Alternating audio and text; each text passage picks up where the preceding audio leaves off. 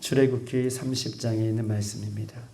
출애굽기 30장 우리 11절로 16절까지 있는 말씀입니다. 출애굽기 30장 11절로 16절까지 있는 말씀, 저와 여러분 한 절씩 그렇게 교독하시겠습니다. 여호와께서 모세에게 말씀하여 이르시되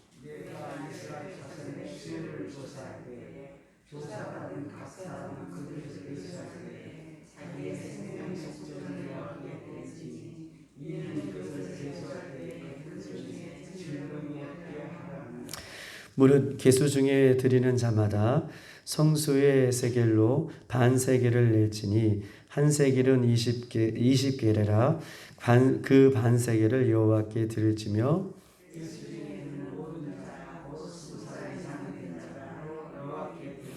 너희의 생명을 대속하기 위하여 여호와께 드릴 때에 부자라고 반세겔에서 더 내지 말고 가난한 자라도 덜 내지 말지며 넌 이스라엘 자손에게 속죄를 취하여 해막 봉사에 쓰라.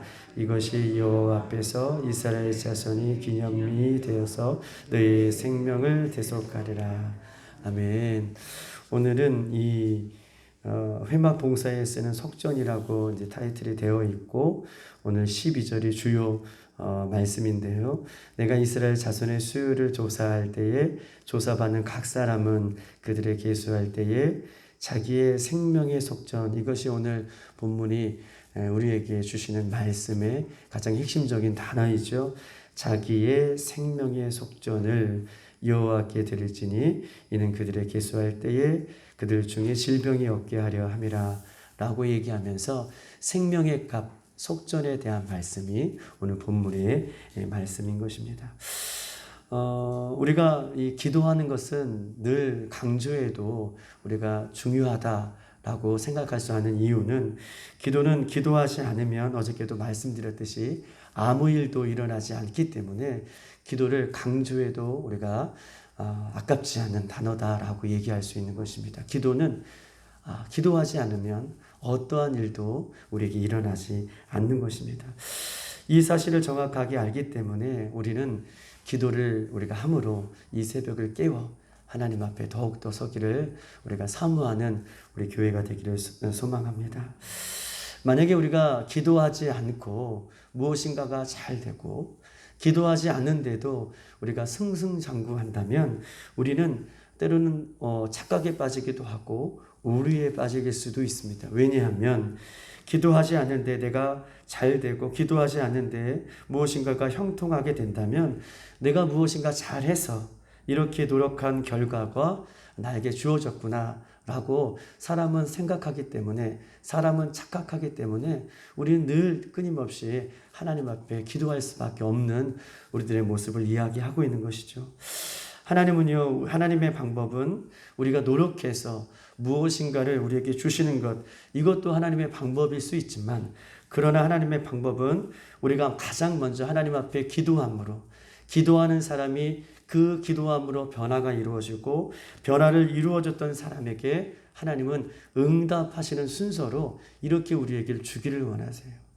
하나님은 우리에게 기도함으로 하나님의 기도하는 그 사람을 변화시키고 변화된 사람이 하늘의 응답을 이루어지는 그 순서의 방법으로 때로는 우리를 이끌어가고 주시는데, 왜냐하면 하나님께서는 기도하는 사람에게 기도의 응답이 목적이 아닌 것이 아니라 기도하는 사람에게 기도의 응답으로 그 응답이 그 사람에게 있어서 목적이 아니라, 하나님은 기도하는 사람을 한순간이라도 놓지 아니하시고 지켜주시고 기도하는 사람의 그 음성을 한 음성이라도 놓지 아니하시고 들어주시는 그 하나님의 관계, 하나님은 나를 놓지 아니하시고 내 작은 음성에도 귀 기울여 주시는 그런 분이신 것을, 그런 관계인 것을 이 기도를 통해서 알게 하시기 위해서 하나님은 오늘도 우리에게 기도의 자리를 우리가 배설해 주시고 그 기도의 자리로 우리를 불러주시는 거예요.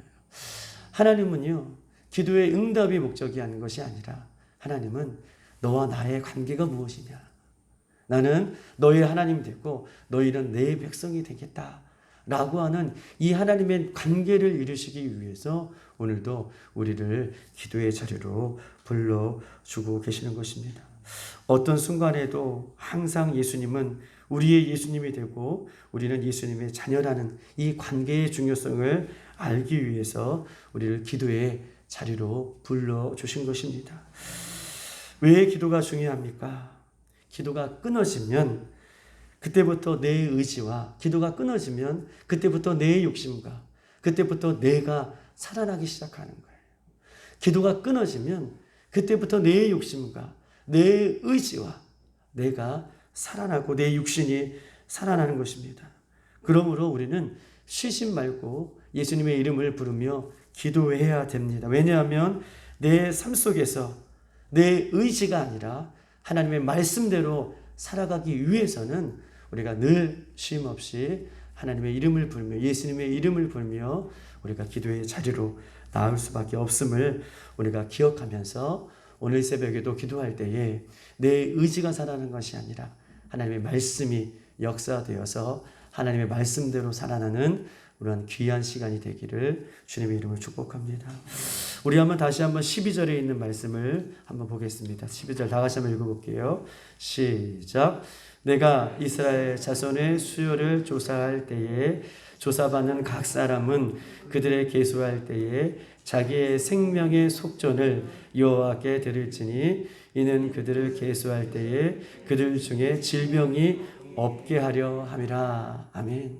속전을 드리는 이유는 생명의 값을 하나님 앞에 드리는 이유는 맨 마지막 절에 질병이 없게 하려 함이라 라고 얘기해요.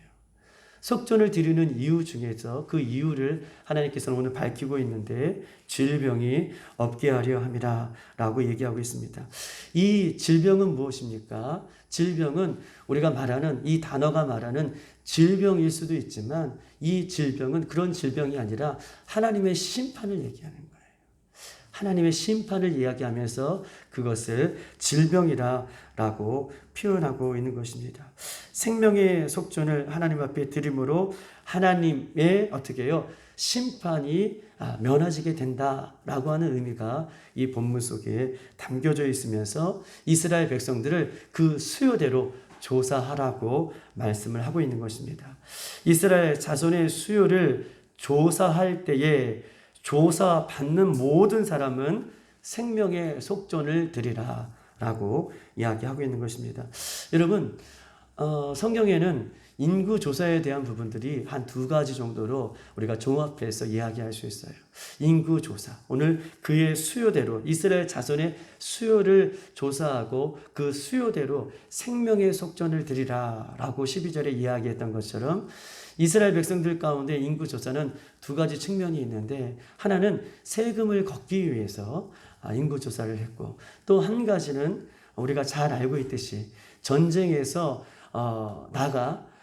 싸울 수 있는 남자의 수요가 정확하게 얼마나 되는가를 알기 위해서 이스라엘 백성들에게서는 이렇게 인구 조사를 했던 측면을 두 가지로 이야기할 수 있습니다. 또한 인구조사의 측면을 우리가 살펴보면 하나님께서 원하시는 인구조사가 또 한 가지가 있을 것이고 하나님께서는 그 인구조사를 통해서 인구조사를 싫어하는 그런 모습으로 인구조사를 배격하는 모습으로 우리가 알고 있는 그 인구조사를 이야기할 수 있는 것입니다. 하나님은 인구조사를 원치 않은 측면이 있고 또한 이 속전을 위해 하나님께서 원하시는 이 인구조사가 성경에는 이 두 가지 측면을 우리가 인구조사를 통해서 알 수 있어요. 우리 사무엘하 24장에 있는 한번 말씀 한번 찾아보십시다. 사무엘하 24장 506쪽에 있습니다.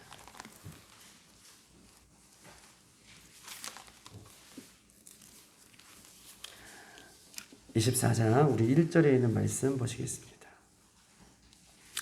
506쪽, 505쪽, 506쪽에 있는데요. 24장 1절 사무엘하 1절 다 같이 한번 읽어보겠습니다. 시작. 여호와께서 다시 이스라엘을 향하여 진노하사 그들을 치시려고 다윗을 격동시키사 가서 이스라엘과 유다의 인구를 조사하라 하신지라. 아멘.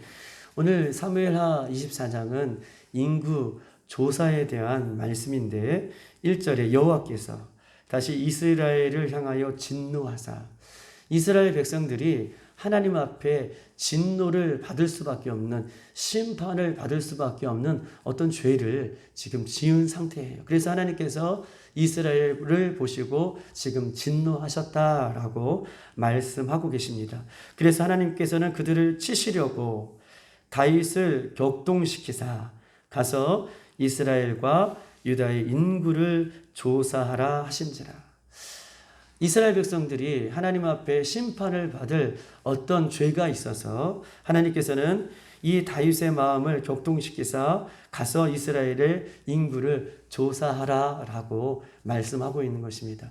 즉 다시 말해서 이 말씀을 해석하면 하나님께서 이스라엘 백성들의 진노를, 죄를 진노하여 주시고 그래서 다윗의 마음을 격동시키시고 다윗은 그 격동된 마음으로 인구를 조사하였다라고 해석할 수 있지만 하나님께서는 그렇게 인구 조사를 하라고 명령하신 것이 아니라 역대상 21장 1절에는 사단이 일어나 이스라엘을 대적하고 다윗을 충동하였다라고 얘기하고 있어요. 즉 다시 말해서 하나님께서는요 이스라엘 백성들에게 다윗이 인구를 조사하도록 허용하고 있는 것인데, 즉 다윗이 하나님의 마음에 하나님이 다윗을 격동시켜서 인구 조사한 것이 아니라 허용하셨는데 사단이 다윗의 마음을 격동시키기 위해서, 즉 다시 말해서 사단이 일어나 이스라엘을 대적하고 다윗의 마음이 격동하여서 사단으로 하여금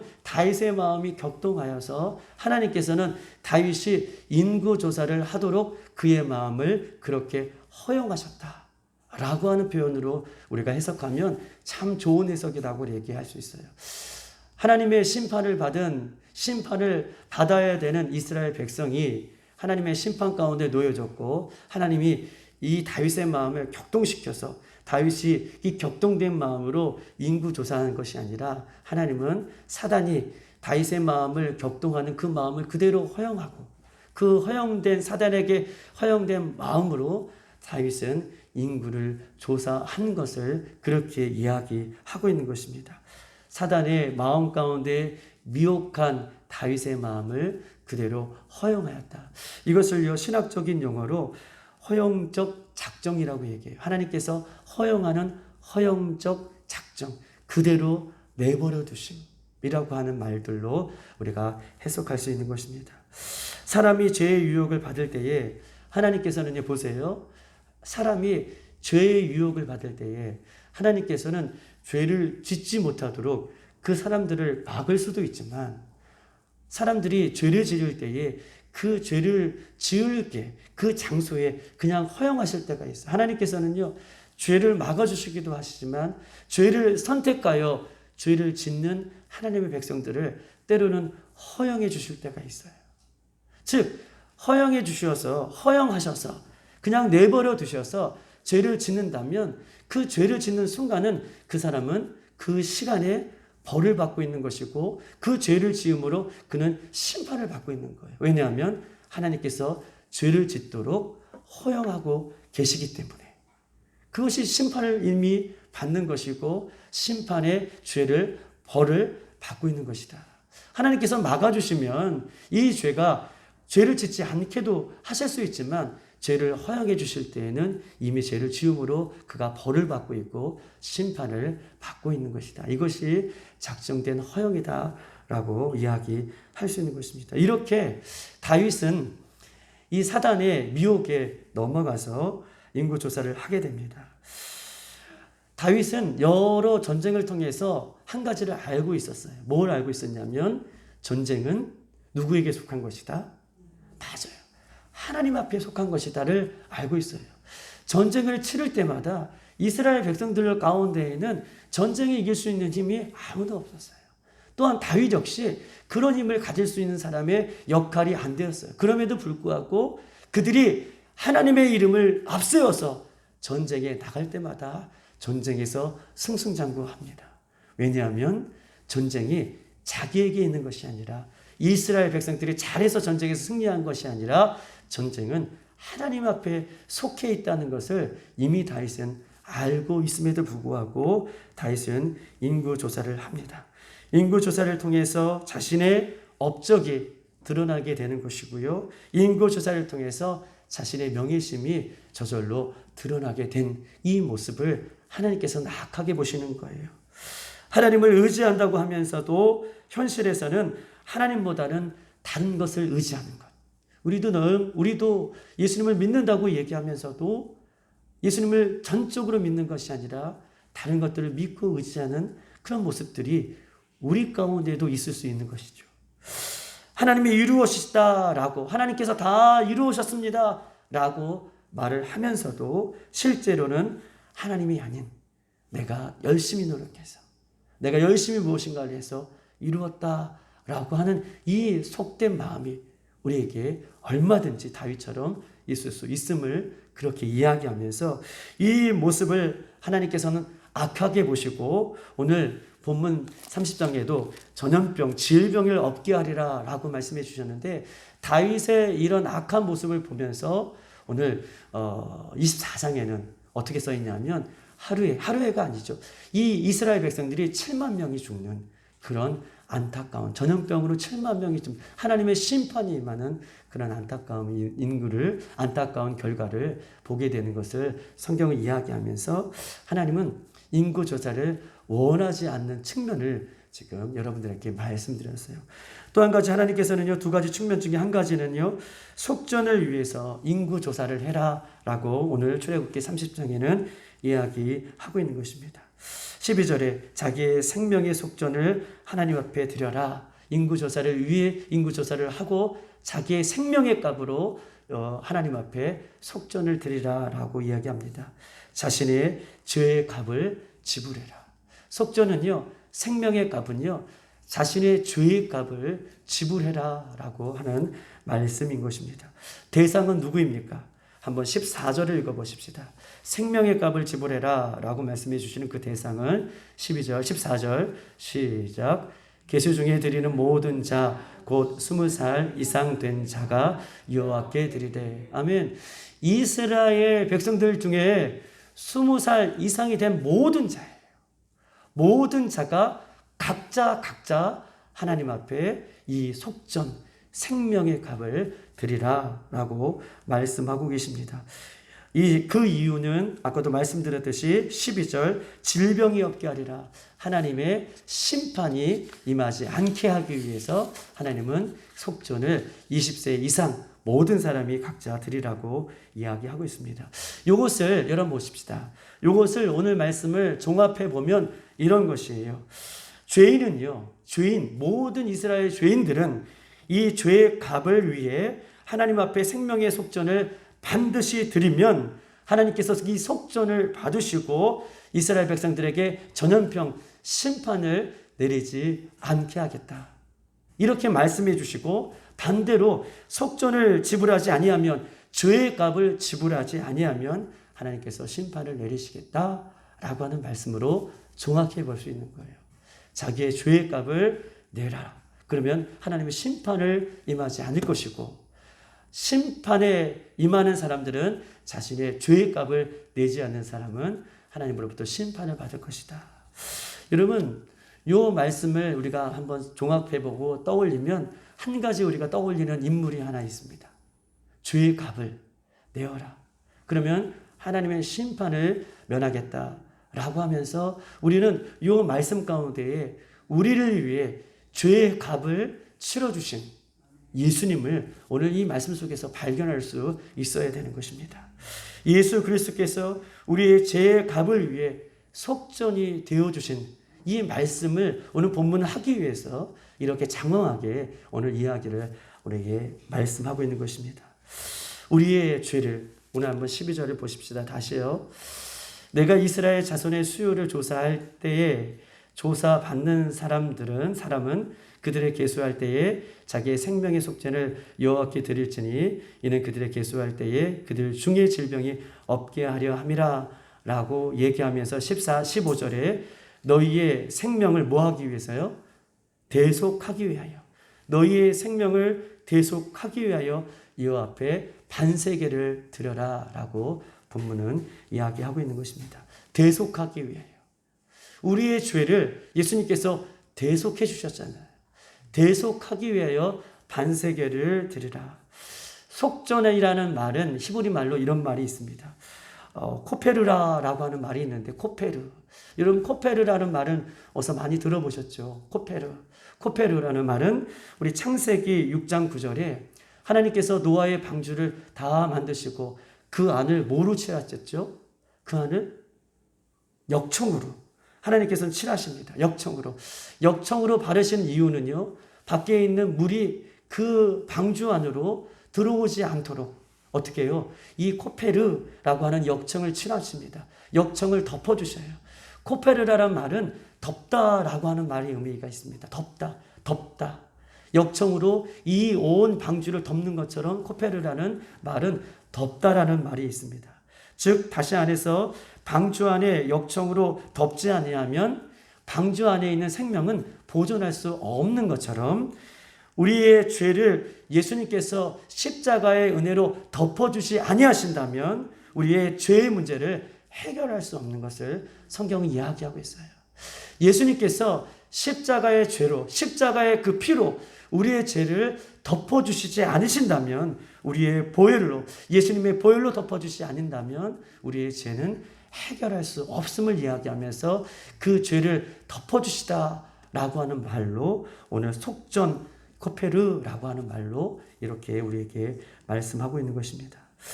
예수께서 우리의 죄를 덮어주시기 위해 예수님께서는 친히 우리의 속전이 되어주셨어요. 할렐루야.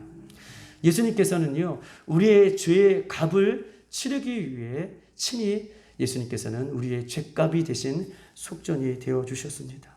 13절, 무릇 괴수 중에 드리는 자마다 성소의 세겔로 반세겔을 여호와께 드릴지며 라고 얘기하고 있습니다. 여러분 보세요.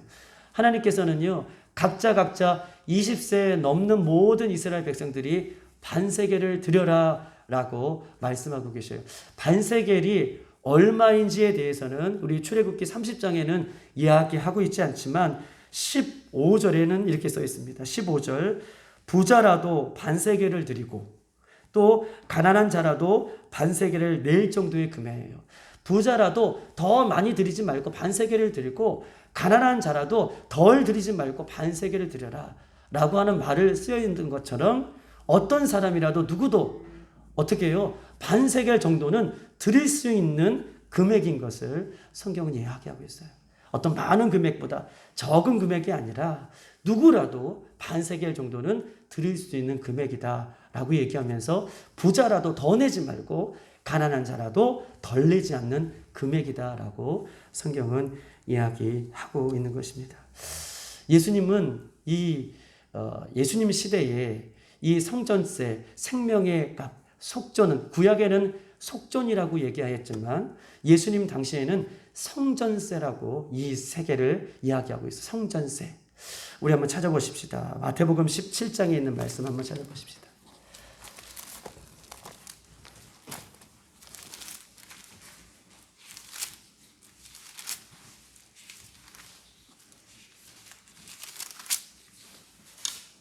(24절에) 있는 말씀인데요. 24절, 27절까지 있는 말씀인데 우리 한번 24절만 한번 읽어보겠습니다. 다 같이 시작. 가버나움에 이르니 반세겔 받은 자들이 베드로에게 나와 이르되 너희 선생은 반세겔을 내지 아니하느냐라고 말씀하고 계십니다. 가버나움에 이를 때에 반세겔을 받는 자들이, 반세겔을 받는 성전세를 받는 자들이 베드로와 예수님을 향하여서 이렇게 얘기하는 거예요. 베드로에게, 야, 너희 선생님, 베드로에게 말하는 그 예수님은 너희는 반세겔 성전세를 왜 내지 않느냐라고 이렇게 베드로에게 질문을 얘기해요. 반세겔이 나옵니다. 성전세를 이야기하면서 예수님도 반세겔에 대한 부분들을, 이 성전세에 대한 부분들을 지금 마태복음 24장에 반세겔을 내지 않느냐라고 얘기하고 있어요. 25절, 이르시되 왜 선생님 너희 베드로 너희 선생 예수님은 반세겔을 내지 않느냐라고 말 때에 25절, 이르되 내신다 하고 집에 들어가니 예수께서 먼저 이르시되 시몬아 내 생각은 어떠하냐? 세상 임금들이 누구에게 관세와 국세를 받느냐? 자기 아들들에게냐 타인에게냐? 이렇게 물어보는 거예요. 이거 보세요. 25절 이런 내용입니다. 반세계를 내신다라고 얘기하고 반세계를 바로 내신 것이 아니라 베드로와 함께 집으로 돌아가셔요. 그리고 예수님께서 베드로에게 질문을 던져요. 야, 베드로야, 세상 임금이 있는데 세상 임금이 누구에게 그 반세계를, 관세와 국세를 받느냐? 자신의 아들에게 받느냐? 아니면 타인에게 받느냐라고 물어보는 거예요. 여러분, 이 내용이에요. 관세를 받는 사람이 자신의 아들에게도 관세를 받겠느냐? 아니면 다른 사람에게 관세를 받겠느냐라고 하는 질문에 베드로가 자신의 아들에게는 관세를 받지 않냐고 타인에게 관세를 받습니다라고 얘기해요. 그렇죠. 내가 관세를 징집하는 아버지인데 아버지가 자기의 아들에게 관세를 내라고 하겠습니까? 그렇게 내라고 하지 않겠죠. 자신의 아들에게는 관세를 물지 않을 거예요. 누구에게 받습니까? 다른 사람에게, 타인에게 관세를 받게 된다라고 베드로가 그렇게 이야기합니다. 그럴 때에 27절 다 같이 한번 읽어보십시다. 시작. 그러나 우리가 그들이 실족하지 않기 위하여 내가 바다에 가서 낚시를 던져 먼저 오르는 고기를 가져 입을 열면 돈 한 세겔을 얻을 것이니 가져다가 나와 너를 위하여 주라 하시니라. 예수님께서는 이 성전세를 내셨습니까? 내시지 않으셨습니까? 예수님 내셨어요. 고기를 잡으면 한 세겔에게 값이 나올 텐데 그 고기의 값을 팔아서, 그 고기를 팔아서 한 세겔을 받으면 나와 너를 위해서 그렇게 내라라고 이렇게 말씀하고 계시는 것입니다. 즉 반세겔을 예수님도 내셨다라고 하는 것은 예수님이 성전세를 내어 주심으로 말미암아 우리의 죄의 값을 지불해 주셨다라고 성경은 말씀하고 계셔요. 예수님도 성전세를 내심으로 우리의 더럽고 추한 죄의 값, 내가 해결할 수 없는 죄의 값을 예수님께서는 십자가 위에서 모두 죄의 값을 지불해 주셨습니다. 사람의 모든 죄를 위해 예수님께서 자신의 생명으로 성전세를 내듯이 지불해 주셨다라고 하는 이 은혜가 우리 이 새벽에 우리의 심령 가운데 깊이 박혀지는 그런 은혜가 있기를 주님의 이름으로 축복합니다. 예수님은요, 오늘 출애굽기 30장 이렇게 하나님은 속전, 생명의 값을 이스라엘 백성들에게 요구하고 계시고 이 속절은요, 다른 데 사용한 것이 아니라 출애굽기 30장 16절에 보면 성막을 위해서만 사용했습니다.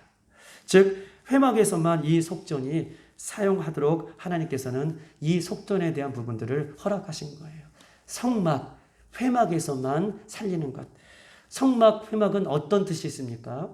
사람이 자신의 죄를 가지고 제사를 지르면 이 짐승에게 죄가 전가됨으로 죄의 모습들이 어떻게 해요? 전가됨으로 생명이 살리는 역할을 감당하는 것이 회막이고 성막이 주는 역할인 것처럼 성막에서만 사용한다는 말은 이 속전은요, 사람의 영혼을 살리는 데만 사용할 수 있는 돈인 것을 성경은 이야기하고 있어요. 사람을 살리는 데만 사용하는 돈인 것을 우리에게 이야기하고 있는 것입니다. 영혼을 살리는 데만 이 속전이 쓰여졌습니다. 예수님이 우리를 위해 친히 속전이 되어 죄의 값을 지불해 주셨다면, 그렇다면 이제 우리도 예수님을 통해서 우리의 죄의 값을 해결받을 수 있는 은혜를 우리가 받았다면 우리도 다른 사람을 살릴 수 있는 생명의 속전으로 다른 사람을 사랑하고 다른 사람의 영혼을 붙들어주고 다른 사람의 영혼을 살릴 수 있는 일에 우리도 모두가 쓰임받기를 주님의 이름으로 축복합니다. 이 세상의 법이 아니라 하나님의 법을 따라 우리도 다른 사람의 허물을 덮어주고 다른 사람을 살릴 수 있는 능력으로 오늘도 살기를 바랍니다. 왜냐하면 예수님께서 먼저 우리를 위해 죄의 값을 치러주시는 그 은혜로 십자가 위에서 죄의 보혈로 나의 죄를 덮어주셨기 때문에 우리도 우리 자신을 날마다 내 자신만을 위해서 내 가정만을 위해서 나만을 위해서 살아가는 것이 아니라 속전은 영혼을 살리는 데만 사용했던 것처럼 그런 은혜를 받는 우리도 다른 사람을 살리는 데 사용되어지는 우리의 모습, 영혼을 구원하는 데 살리는 그런 모습으로 오늘 하루도 예수님 앞에 사용되시기를 주님의 이름으로 축복합니다. 예수님은 오늘 우리의 속전이 되어주셨습니다. 생명의 갑이 되어주셨습니다. 우리가 우리 자신의 죄를 해결할 수 없는 생명의 속전을 예수님께서 지불해 주셨던 것처럼 오늘도 그 은혜를 잊지 아니하고 예수님의 이름을 부르고 십자가를 부르며 이 앞에 주님 앞에 나아가는 귀한 복된 시간 되기를 주님의 이름으로 축복합니다. 이 시간 다 같이 한번 기도하십시다.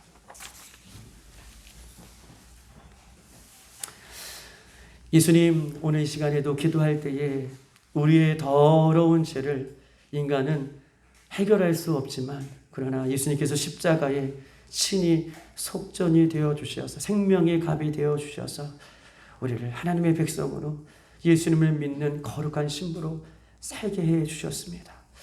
그렇다면 우리는 어떻게 살아야겠습니까?